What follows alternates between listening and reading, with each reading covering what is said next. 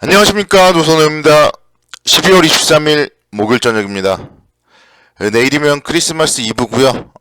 다음 이제 25일 토요일이 성탄절이죠. 여러분들 메리 크리스마스 먼저 말씀드리고 싶습니다.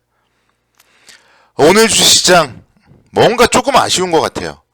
미국 시장이 상승을 했을 때 좀 약했던 흐름이 오늘도 이어졌고요. 그나마 다행스러운 거는 그래도 오후장 들어서 조금 상승폭을 확대하면서 오늘은 그래도 양봉을 만들었다. 이런 부분들은 다행스럽다고 할 수 있겠습니다. 먼저 미국 시장부터 살펴보고 오도록 하겠습니다. 나스닥 지수는 1.18% 정도 상승을 하면서 15,521포인트 마감을 했습니다.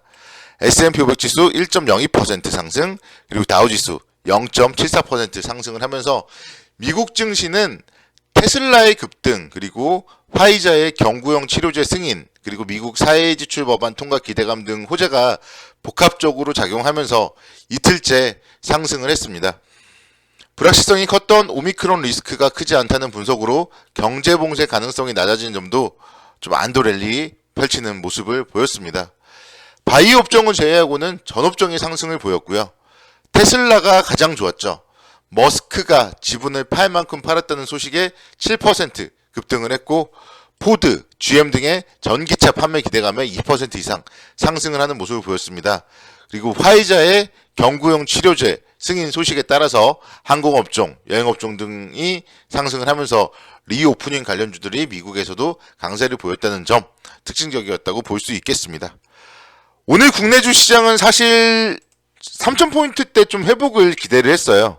어제 종가가 2,984포인트였고 한 16포인트만 상승을 하면 3,000포인트였기 때문에 3,000선을 재차 회복할 것이다, 좀 그런 기대감을 가졌었는데 오전장에 3,000선 회복을 하는가 했지만 또 흘러내리는 그런 모습을 보였고, 뭔가 좀 시장이 계속 말씀을 드리지만 위로 올라가기도 어렵고 또 아래로 하락하기도 어려운 그런 형국이 오늘도 이어지는 모습이 나타났습니다.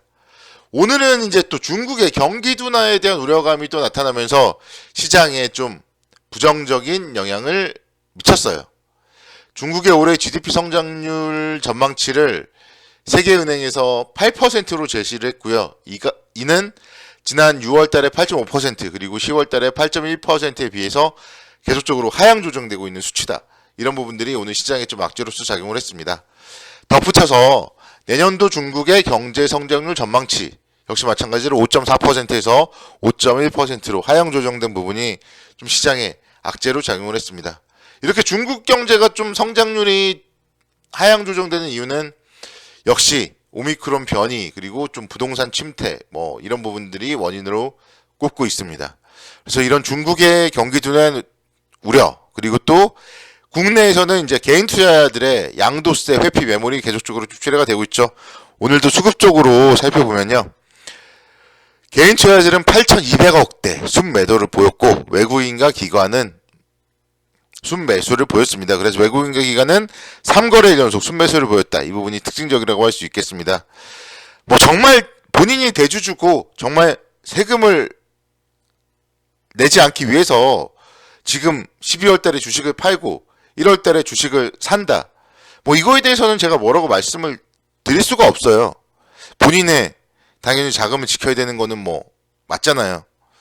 근데 그게 아니라 정말 요즘에 시장이 어렵고 오미크론에 코로나에 또 여러 가지 미국의 악재, 중국의 악재, 이런 부분들이 너무 걱정스러워 가지고 주식을 매도하시는 분들은 정말 안타깝다.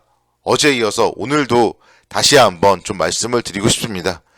외국인과 기관이 3거래일 연속 순매수를 보여주고 있고 여전히 지수 시장은 3,000포인트 아래예요. 그렇다고 본다면 지금 자리는 주식을 정말 매도할 자리가 아닙니다. 내년에 시장이 계속 3,000포인트 아래에 있겠어요? 최소한. 그렇잖아요, 여러분들. 정말 못 올라가도 3,300포인트는 한 번 더 오고요. 더 올라간다면, 긍정적으로 본다면 3,500포인트에서 3,700~800포인트까지는 한번 충분히 올라갈 수가 있습니다. 그래서 여러분들이 주식 투자를 차익 실현을 한다거나 매도를 하는 부분에 있어서 지금이 아니라 최소한 내년도에 한번 정말 불꽃 랠리가 왔을 때 그때 매도를 해야 된다.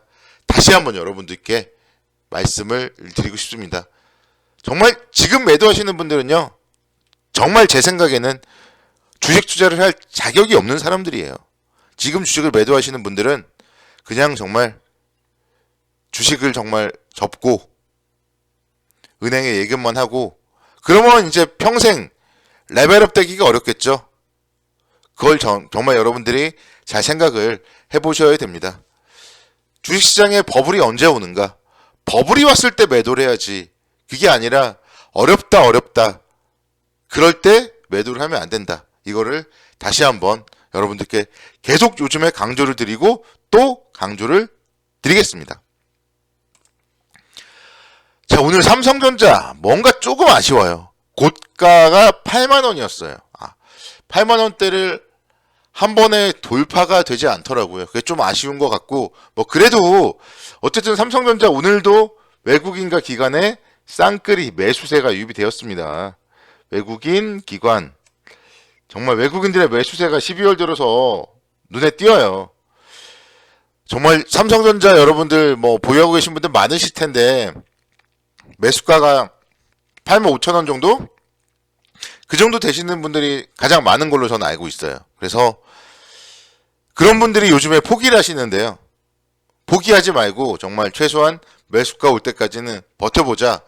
이렇게 좀 말씀을 드리고 싶고, 반도체에 대해서는 정말 뭐 지난 8월, 9월, 10월 바닥까지 다 왔습니다. 뭐 내년도에 뭐 반도체 경기가 안 좋다 이런 부분들까지도 다 반영이 되었어요.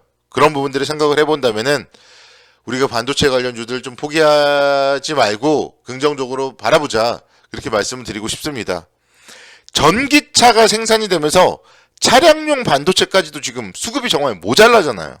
그런 부분들을 생각해 본다면은 정말 반도체 업종은 2022년도에도 여러분들이 꾸준하게 들고 가야 될 업종이다. 이걸 여러분들께 정말 말씀드리고 싶어요. PC 사용자도 계속적으로 증가되고 있죠. 가구당 PC 사용자의 증가 효과로 인해서 2022년도에도 PC 수요 계속적으로 긍정적인 전망들이 많이 나오고 있습니다. 뭐 실제로 그래요. 물론 뭐 지금 아이들이 태어나지 않고 있기 때문에 저출산 뭐 이런 부분들은 있지만 세월이 바뀌면서 요즘에는 보면은 가정에 차량이 2대인 가정도 많죠. 그렇게 생각을 해본다면 가정에 PC, 데스크탑, 노트북 이것도 이제는 한 대로 안 된단 말이에요. 막 2대, 3대, 4대 막 다 있어요. 인구가 정말 가정에 뭐 자녀가 몇 살이냐에 따라서 자녀 수 포함한 가구 수에 따라서 PC가 다 있단 말이에요. 그런 부분들을 감안을 해봤을 때는 정말 반도체 이 부분에 대해서는 우리가 포기할 수 없다. 다시 한번 여러분들께 말씀을 드리고 싶어요. 필라델피아 반도체 지수도 뭐 연일 상승을 하고 있잖아요. 어제는 뭐 조금 상승 탄력이 둔화되었다고 해도 0.9%대 상승을 했어요. 그래서 필라델피아 반도체 지수의 상승 이런 부분들을 바라본다면은 반도체 관련주 포기하지 말자. 이렇게 말씀드리고 싶고, 원익 IPS, 원익 QNC 뭐 제가 계속 말씀드리죠. 원익 IPS 보세요. 여전히 42,000원대 계속 강세를 보이고 있고, 오늘은 이제 원익 IPS, 원익 QNC가 계속 강세를 보이다 보니까 지주사 원익홀딩스마저도 장중에 상당히 좋았어요. 장중에 무려 10%까지 왔다가 3%대에서 마감을 했습니다. 그래서 이런 원익 형제들 계속적으로 관심 있게 지켜보셔야 돼요. 내년도 역시 반도체 소부장 탑픽 종목은 원익 QNC, 원익 IPS, 원익 홀딩스다. 이렇게 좀 말씀을 드리고 싶습니다. 자동차 관련주들도 마찬가지예요. 제가 계속 말씀드렸던 부분, LG전자가 오늘 5%대 강세를 보였습니다.